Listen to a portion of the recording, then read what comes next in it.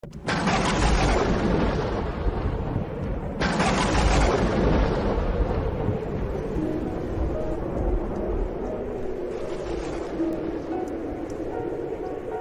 ce temps-là, un scribe s'avança pour demander à Jésus quel est le premier de tous les commandements. Jésus lui fit cette réponse. Voici le premier. Écoute Israël, le Seigneur notre Dieu est l'unique Seigneur. Tu aimeras le Seigneur ton Dieu de tout ton cœur, de toute ton âme, de tout ton esprit et de toute ta force. Et voici le second. Tu aimeras ton prochain comme toi-même. Il n'y a pas de commandement plus grand que cela. Le scribe reprit, « Fort bien, maître, tu as dit vrai, Dieu est l'unique, et il n'y en a pas d'autre que lui.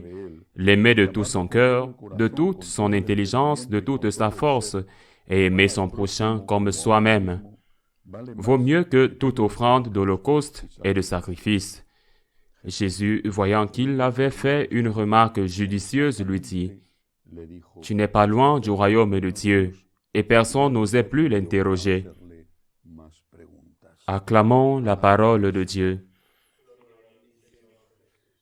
Si nous demandons à un jardinier, à un maraîcher, à quelqu'un qui s'occupe des plantes, ce qu'il faut faire pour que cet arbre porte des fruits ou pour que cette terre donne une bonne récolte, si c'est celui-là, si c'est la personne à qui nous posons la question est un professionnel, il nous dira immédiatement qu'avant de semer, il faut travailler le sol, le labourer profondément, l'aérer, le fertiliser, puis y mettre la semence, peut-être même l'arroser, en espérant que si la pluie ne vient pas du ciel, nous pourrons y ajouter quelque chose par nous-mêmes.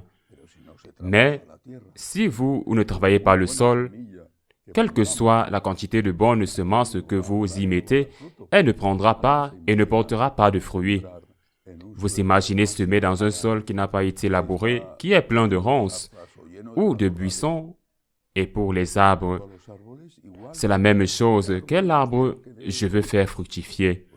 Eh bien, vous devez travailler le sol, vous assurer qu'il a suffisamment d'engrais et d'eau. Vous devrez également travailler cet arbre contre les parasites qu'il peut avoir et ensuite avoir confiance qu'il portera des fruits. Et pourquoi ne sommes-nous pas comme cela avec les gens? La réponse que le Seigneur donne à la réponse, non pas à la question, mais à la réponse de ce scribe, qui appartient généralement à la secte des pharisiens, est la suivante. Tu as répondu à une question sensée. Jésus dit, tu as répondu avec bon sens. Avec bon sens. Tu as répondu avec bon sens. Et pourquoi n'avons-nous pas de bon sens? Il est tellement évident que ce grand agriculteur sait comment semer ou ce qu'un maraîcher sait comment travailler les arbres fruitiers. Nous ne le savons pas. Pour nous-mêmes et pour les autres êtres humains, s'il n'y a pas de racines, il ne peut y avoir de fruits. C'est aussi simple que cela, je le répète, c'est évident, sensé, mais nous nous comportons avec nous-mêmes et avec les autres de manière insensée. Il n'y a pas longtemps, un archevêque espagnol a parlé, il s'est adressé à ses prêtres et leur a dit qu'il y a une formule sûre pour l'échec sacerdotal et il faisait référence à l'échec vital et aussi, par conséquent, à l'échec apostolique.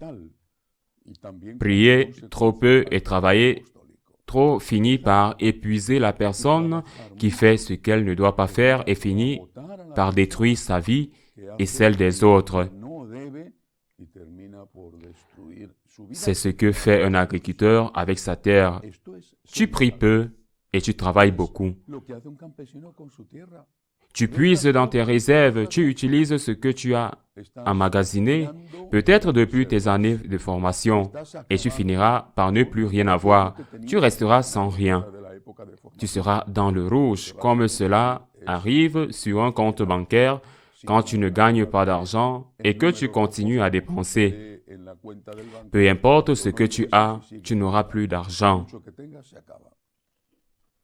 Le Seigneur nous dit clairement, d'abord Dieu. D'abord, et établis cette catégorie, d'abord, ensuite, Dieu d'abord.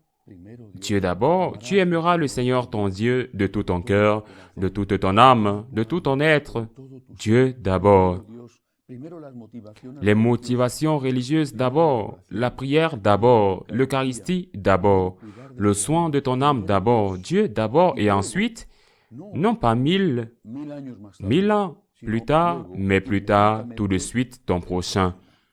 Mais comment vas-tu aimer ton prochain? Comment vas-tu l'aimer si parfois tu ne l'aimes pas beaucoup, si parfois il est ton ennemi ou quelqu'un qui est d'un autre pays, d'une autre couleur de peau, d'un autre parti politique?